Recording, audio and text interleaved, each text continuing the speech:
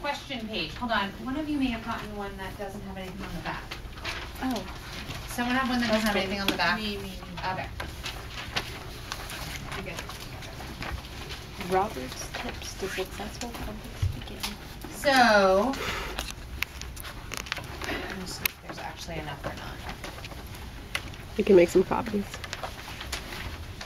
Jess, do you mind if I take this one from you? And I'll grab this with you. Okay. So what is public speaking? We obviously just covered this. The next one. What are the purposes of public speaking? Why do people get up and talk in front of a group of people? To inform. What else? To motivate. To motivate. What else? Entertain. Entertain. Excellent. You're getting up there to kind of say, this is information you should know, and I'm going to do it hopefully in an entertaining and engaging way. What types of people engage in public speaking? We just named a lot of famous people, but, you know, everyday life. Who does this?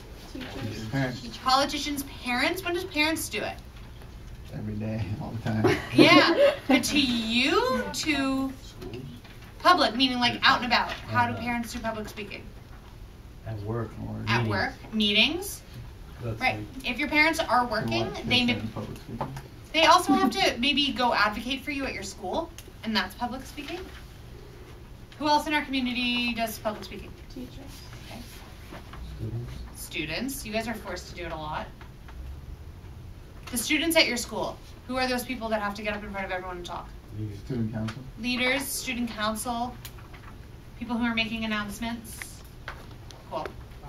Who else in our community does public speaking? Government. The elderly? They often, what was it? Oh, the government. Like, maybe. Government, yeah. There's a lot of people, if you want to be a politician, Noah, you moved seats, now I don't know where you are. Here. Got it. If you didn't move seats at all. Awesome. So at Fiona Ma's office, do you feel like all the people you work with are people who can get up in front of a crowd and speak? Not the interns, the general staff. General staff and the interns too, because our boss makes us stand up in front of everyone every single morning and do our own announcements and introductions. Why do you think that's important in Fiona Ma's office to do that? Because you have to be able to speak, especially if you're dealing with being an elected official, you have to be popular. Totally. How many of you guys have supervisors who feel like have the public speaking thing down? They have to get up in front of a group of people. So when do they have to do that? My supervisor teaches mental art to students and Totally, Leah.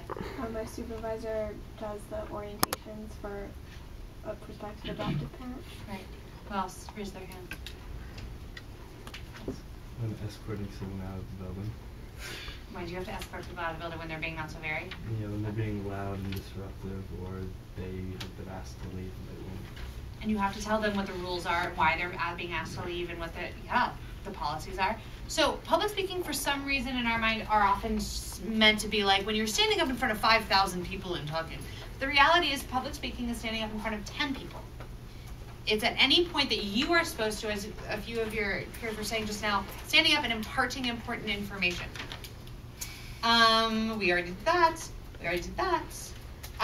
Who has not been effective? Think about things that make public speaking, like basically the opposite of that.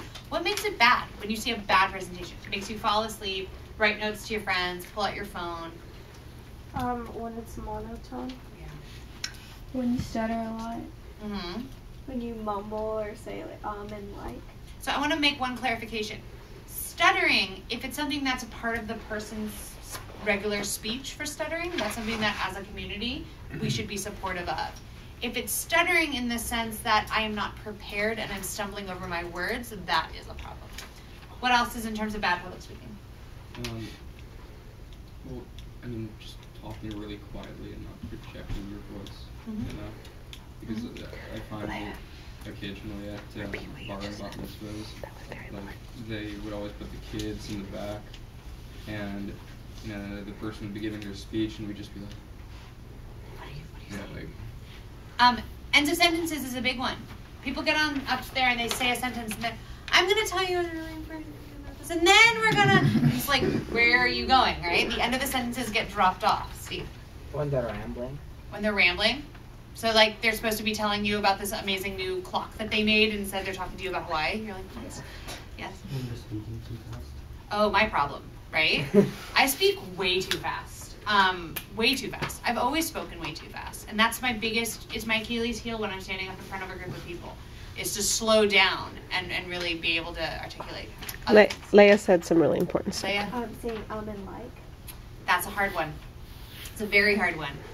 And I feel that when people say and like, when they bring it up as an example, I do it more. Like I become less able to hold on to it. What's the problem with saying and like? You seem unprepared. You seem unprepared. Not Obama confident. says all the time though. He does say all the time. Why do you think it's okay when Obama says He's the president. President. Because he's wise and he's taking a moment to think. Potentially, I'm going to go back to what was already said before about him, is he's relatable, right? He's not a robot. He says which is a little bit better than and like. I mean, if the president said like all the time, I think there'd be concern. But yeah, Jonathan. Well, I find that when people say like a lot in a speech, I tend to start counting the likes. Mm-hmm. And by counting the likes, I stop listening to what they're saying. So. It makes it distracting. I found 30 likes one time. 30 likes? Yeah. I can beat that. So, what do you want to get across in your public address? What is people were saying before to like empower people, to engage people. What do you want to get across in your address? What do you want the takeaway to be? And I know I'm talking generally, not specifically. Positive, potentially. Unless you're trying to tell them something really seriously negative, in which case you want them to walk away with something negative. So what do you want them to walk away with? Your overall thing. Your thesis. You want them to understand why they had to sit and listen to you. Not only do you want them to understand it, but you want them to take the next step. You want them to go home and talk to people about it. How many of you guys have ever seen a movie that you've gone home and talked to your friends about, even like a couple of days later? Right? How many of you have seen a really bad movie that you've gone home and talked about? So even when the material isn't something you particularly like, as long as it gets you talking about it, that's what matters. Okay? So our presentation is terrible. As long as they leave knowing what we wanted to say, and they're like, "Oh, that was awful," but they didn't do this. That's a good challenge, and I appreciate that you bring that up. I'm gonna say let's. That'll be our fallback. Let's cross that bridge when we get to it. I'm gonna say no. Like I hope that you guys are trying to be better than that. But thank you for pointing out my flaw. Let's flip over the page. This is Robert's tip to successful public speaking, because Robert Miller is our director of, I don't know if it's director, manager of PR, public relations at Jewish Family and Children's Services. He had to go out of town, so he couldn't be here today to be your presenter. So I took that over. So, know your material. Make sure you've done your research thoroughly and that you're knowledgeable on and comfortable on the subject. We've talked about that. You need to know what you're talking about. Put it down on paper and practice. Practice in front of your parents, your friends, anyone. The mirror is always good, but having someone to actually give you feedback is better. Believe in your subject. There's nothing worse than listening to someone who doesn't believe in what he or she is saying. Can I get someone to read number 4? Sarah. Make eye contact with your audience. Don't stare down at your notes or text the entire time you're reading. Excellent. Leia, can you do number 5? Remember who the star of your show is, your subject, not you. Don't do things that distract from subject at hand, such as wearing flashy clothing, making unnecessary gestures with your hands, etc. Rachel, number 6. Dress with heart. If you're addressing a business community, dress in business attire. Even if you are addressing a more informal crowd, don't dress down. Wear clean, neat, and casual dress wear. As a reminder, for your work or for your presentation, you should be wearing work-appropriate clothing, and I would say slightly nicer. Maybe the nicest of your work-appropriate clothing, okay? Yes? Can we dress up in the costumes that we would take to work? Costumes? Uniforms? Yeah. Whatever you want to call it. I was like, do they have dress-up day at your work? For this event, I think that it's best if you wear more formal attire because it's a ceremony. Thank you for asking though. You can't wear scrubs.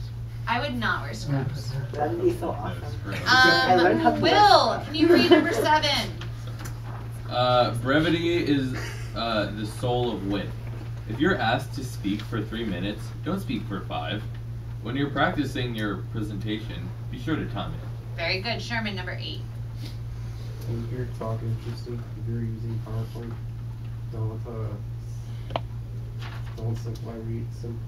Simply?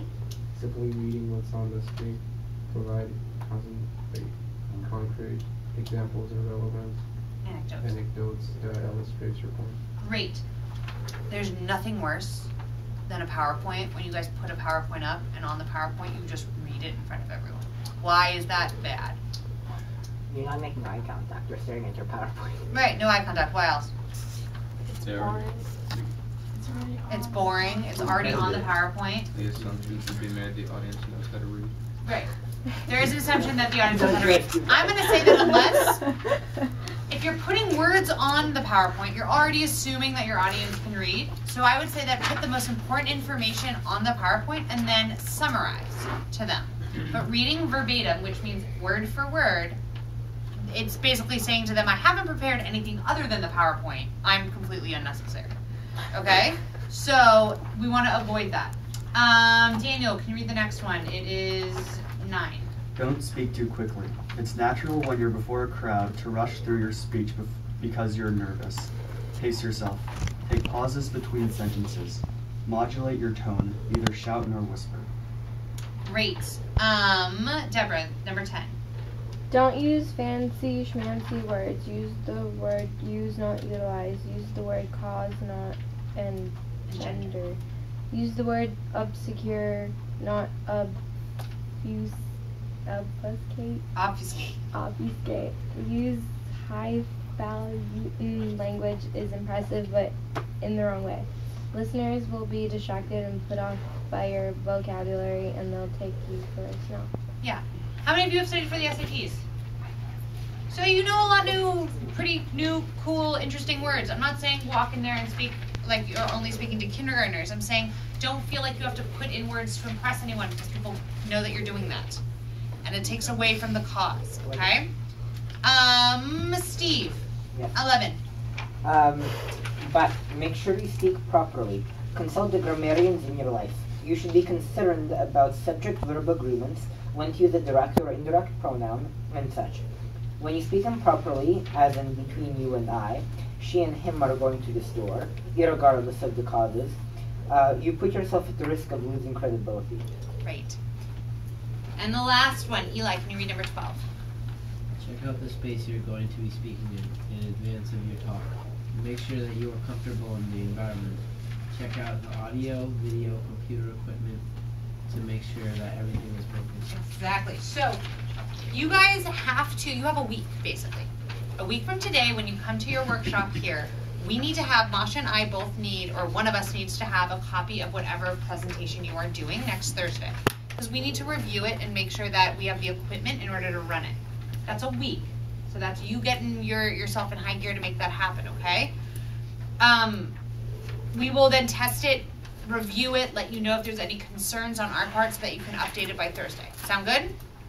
So by 1 o'clock on Monday the 25th, you're going to have it set to go. Right on? So we're going to do one activity, and then you guys are going to be able to work on said presentation. I'm going to pass out a pair of... You're going to have time to talk about it in just a little bit. Let's do this first, Sarah. So what you're going to do is, you're going to get paired up with someone. Each of you are going to have a different speech, famous speech. I want you to practice with your partner, reading through your speech as if you had to get up in front of a group of people and say it to them. Okay? Then we're going to come back and some of you are actually going to get up in front of everyone and do your speech so that we can give you guys constructive criticism. Woohoo! Who doesn't love that? So, Vlad and Rachel, going on the deck.